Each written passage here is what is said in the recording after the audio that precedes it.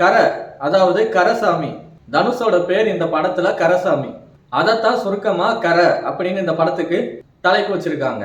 இந்த படத்தோட கதை என்ன அப்படின்னு பார்த்தோம்னா, தன்னோட அப்பாவான KS ரவிக்குமார் அவரை நம்பி அவங்க ஊர் ஃபுல்லா லோன் எடுத்து டிராக்டர் வாங்கியிருக்காங்க. விவசாயம் பார்க்கணும், நல்லா இருக்கும் அப்படின்னு. ஆனா அப்படி லோன் வாங்கின யாருமே நல்லா இல்லை. அத ஒரு சிச்சுவேஷன்ல தெளிவா பார்த்த தனுஷ் என்ன பண்றாரு அப்படின்னா, இவருக்காண்டி பேங்க ராபரி பண்ண ஆரம்பிச்சவரு அந்த ஊர் ஜனங்க எல்லாருக்காண்டியுமே இவர் வந்து பேங்க்ல கொள்ளையடிக்க ஆரம்பிக்கிறாரு. அது எதுக்கு, ஏன் அப்படிங்கிறத இந்த விமர்சனத்தை முழுமையா பாருங்க. கரை, அதாவது எடுத்த உடனேயுமே தனுஷ் சீன்ல இன்ட்ரோடியூஸ் வந்து ஆயிடுறாரு. ஒரு வீட்டுல வந்து அந்த ஊர் MLAவோட வீட்டுல தன்னோட கடைசி திருட்டு, தன்னை நம்பி வந்த தம்பிக்கு அது வந்து திருட்டு, தொழில சொல்லி கொடுக்குறேன் அப்படிங்கிற மாதிரி படம் வந்து ஸ்டார்ட் ஆகுது. அப்ப என்ன ஆகுதுன்னு பார்த்தோம்னா, அந்த வீட்டுக்கு சொந்தக்காரனான MLA அவங்க குடும்பத்தை சேர்ந்தவங்க எல்லாருமே வந்துடுறாங்க. அந்த இடத்துல இருந்து அந்த தம்பி நபர் வந்து தப்பிச்சு போயிடுறாரு. தனுஷ் மட்டும் அந்த வீட்டுல வந்து மாட்டிக்கிறாரு.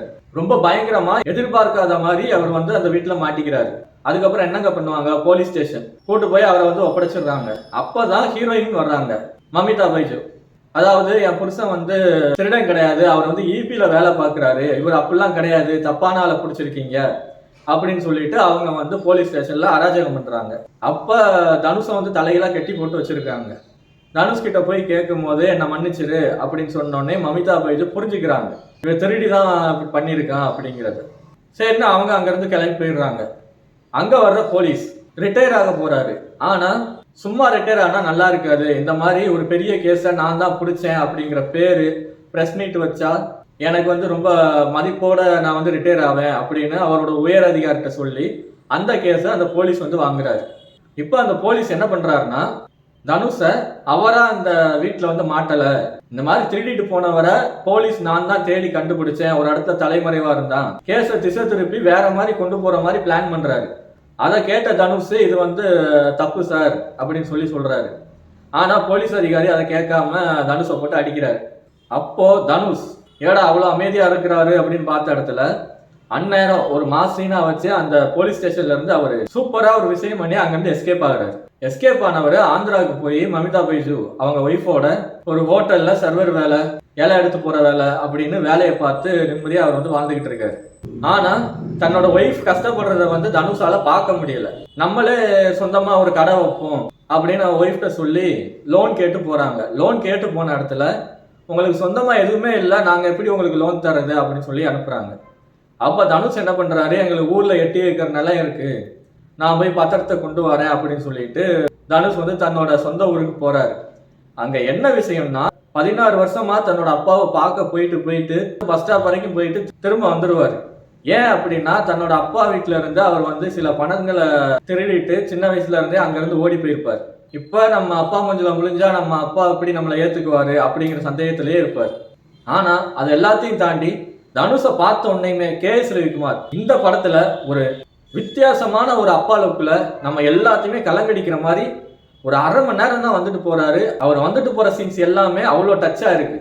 அந்த இடங்கள் எல்லாமே GV பிரகாஷ் தன்னோட மியூசிக்கும் சரி பாடலும் சரி கொஞ்சம் கூட நகர விடாம நம்மளை ரசிக்கும்படியா வைக்குது. இப்போ அவங்க அப்பா கூட சேர்ந்த தனுஷ் அவரோட விஷயத்த சொல்றாரு, இந்த மாதிரி பத்திரத்தை தாங்க, நான் வந்து ஊருக்கு போய் நான் கடை வைக்கணும் அப்படின்னு சொல்லி சொல்றாரு. அதுக்கப்புறம் தான் விஷயம் தெரிய வருது, இந்த மாதிரி பத்திரத்தை வந்து அவர் ஏற்கனவே லோனுக்கு அடை வச்சிருக்காரு அப்படின்னு. இப்போ அவங்க வந்து ஜப்தி அப்படின்னு சொல்லிட்டு நோட்டீஸ் அனுப்புறாங்க. அந்த நோட்டீஸை வந்து தனுஷ் பார்த்துடுறாரு.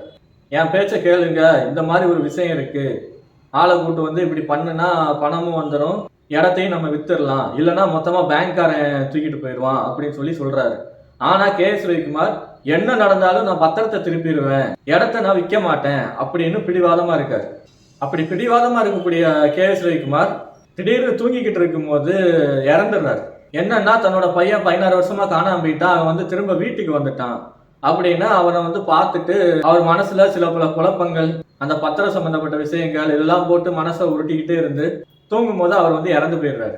இப்போ தனுஷ் என்ன பண்றாரு, அந்த பத்திரத்தை விடக்கூடாது, அது வந்து நம்ம இடம் அப்படிங்கிறத புரிஞ்சுக்கிட்டு இப்ப இறந்து போன அப்பாவை அடக்கம் பண்ணணும்ல, அது அவங்க இடத்துல பண்ணும் போது அந்த இடம் ஜப்தி நோட்டீஸ் அனுப்புனவங்க போலீஸோட வந்து இவரை இங்க புதைக்க கூடாது, இந்த இடம் வந்து எங்களுக்கு சொந்தமானது அப்படின்னு சொல்லி சண்டை போடுறாங்க.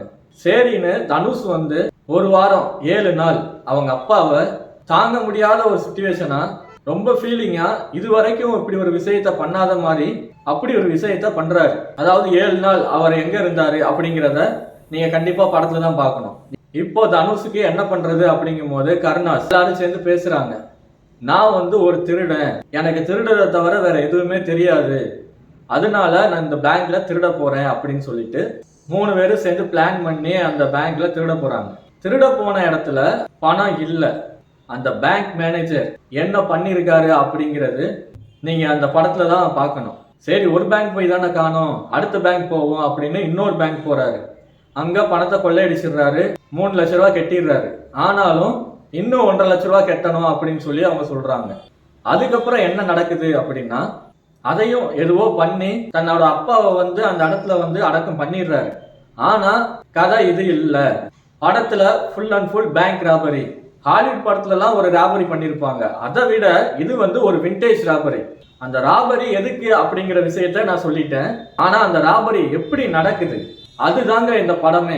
அந்த ராபரி ஒவ்வொரு பேங்க்லையும் ஒவ்வொரு திருடையும் நம்ம பார்க்கும்போது திருடுங்கிறது தப்பு தான், ஆனா இவர் திருடணும், இவர் திருடுறது தான் கரெக்ட் அப்படின்னு நம்மளுக்கே உணர்ச்சி வகம் தூண்டி விட்டு இவர் வந்து போலீஸ்ட மாட்டக்கூடாது, எப்படியாச்சும் இங்க கொள்ளையடிச்சு தப்பிச்சிடணும் அப்படின்னு தான் நம்ம படத்தை ஒவ்வொரு சீனும் பொதுவிதமா பார்த்து ரசிக்கிறோம். அந்த திருட்டு எப்படி இருக்கு அப்படிங்கிறத நீங்க கண்டிப்பா இந்த படத்தை குடும்பத்தோட ஒரு தடவை தியேட்டர்ல பார்த்து தான் தெரிஞ்சுக்கணும்.